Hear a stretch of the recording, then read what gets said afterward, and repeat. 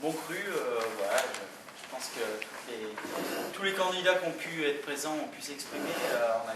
On a la chance d'avoir retrouvé un petit peu de lapin, donc tout le monde a pu être en présence de lapin et c'est ce qui compte. Félicitations encore au jury pour ces 2 jours de jugement. C'est jamais simple, c'est compliqué, c'est du boulot et surtout c'est accepter de laisser ses chiens au chenil et de juger les autres. Donc sans eux, on n'aurait pas de compte rendu, pas de classement et pas de concours. Voilà. Donc merci à vous 4 juges de la Fac du Rhône. Félicitations, je pense qu'on peut les applaudir, ils méritent ça.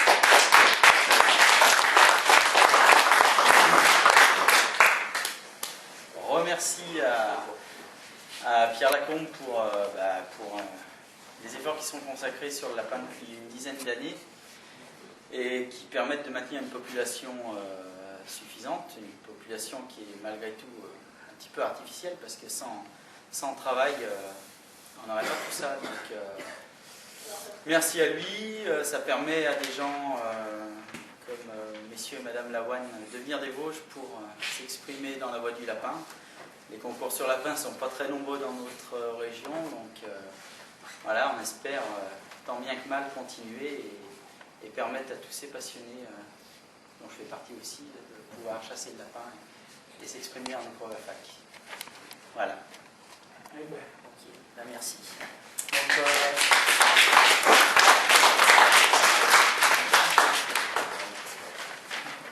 Donc, on va vous faire un petit compte rendu des prestations d'aujourd'hui. Je vais commencer par le premier lot. À 8h45, messieurs Guyot et Tizy nous présentent un lot de 5 bigles et un basset fauve en état de chasse, sur le parking de la salle des fêtes. Les conducteurs emmènent les chiens aux accouples jusqu'au point de lâcher. Les chiens se livrent et rentrent au buisson.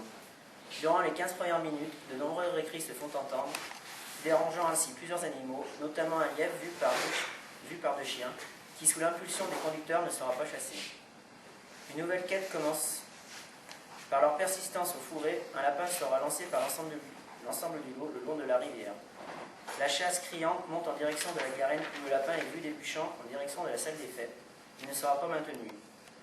Une nouvelle quête s'engage dans les bois cassés où quelques chiens s'expriment.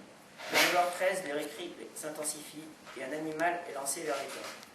2 minutes plus tard, le lapin est vu rentrant dans un buisson poursuivi par 2 chiens. Au buisson, le lot rallie mais tombe rapidement en défaut. Grâce à la ténacité du lot, l'animal débouche à 9h19, emmené à vue par 2 chiens. Au piège à corbeau, le lot recomposé emmène vivement son animal de chasse jusqu'à la garinière où cette chasse prendra fin à 9h22. Dès lors, jusqu'à la fin du temps imparti, plusieurs animaux seront chassés énergiquement. Nous remercions ces jeunes conducteurs qui, pour leur première participation à un concours à fac, nous ont montré un lot très chasseur. Bravo messieurs.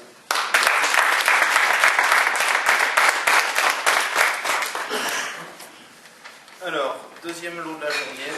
À 10h52, monsieur et madame Chipier nous présentent leur lot composé de 5 bigles à la cabane de chasse. Après s'être vidés, les chiens rentrent au fourré. Immédiatement, un chien se récrie sans suite. La quête se poursuit dans la bande fourrée sous la culture à gibier. À 11h07, suite à des récris plus soutenus, un lapin est lancé. Il est vu à 11h08, chassé vivement par l'ensemble du lot, qui tombe en défaut après 1 minute. Ce défaut ne sera pas relevé et une nouvelle quête s'engage en dessous de la vigne. Les chiens quêteront successivement les fourrés au-dessus de la garinière, sous la ligne électrique et autour de la vigne. Malheureusement, leur progression sera perturbée par la fougue d'un jeune chien. À 11h42, un lapin est lancé au-dessus de la vigne. Poussé, il débûche et prend les travers. Une menée sonore s'engage dans le rang de vigne. Le lapin se terre sous la carcasse de voiture où le lot surale. Les conducteurs reprennent leurs chiens et travaillent le défaut jusqu'à 11h45. Jusqu'à la fin du temps, les chiens quêteront sans trouver de voie exploitable. Nous avons apprécié une conduite sobre et un lot de chiens aux ordres. Merci.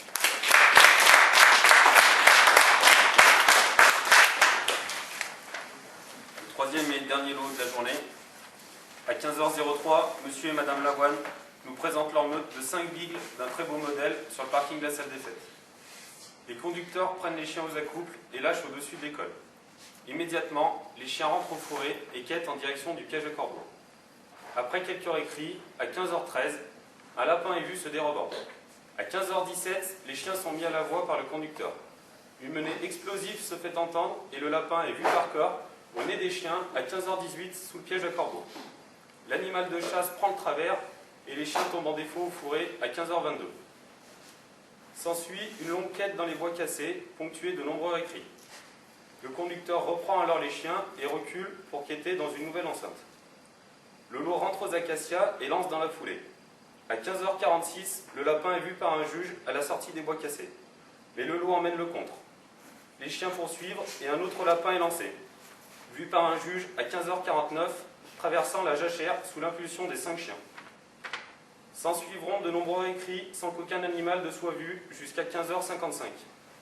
Le conducteur décide de reprendre ses chiens et de les faire quêter le long de la rivière.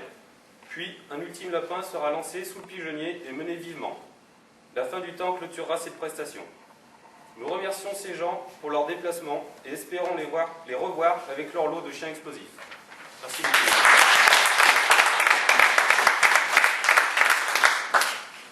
Donc voilà pour la deuxième et dernière journée de ce concours de meute. Donc on a classé une meute aujourd'hui, la meilleure prestation de la journée. C'est Johan Tizi et Christophe Billot avec leur lot de bigles et bassets faux.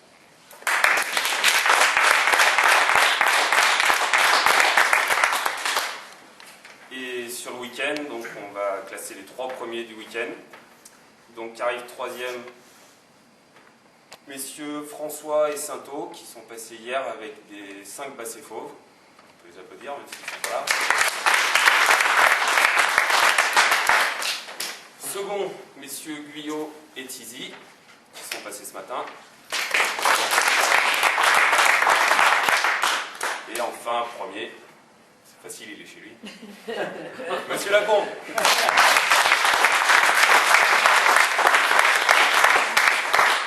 Donc Maël va vous lire, pour ceux qui n'étaient pas là hier, le compte-rendu de Cédric Lacombe. Alors à 14h50,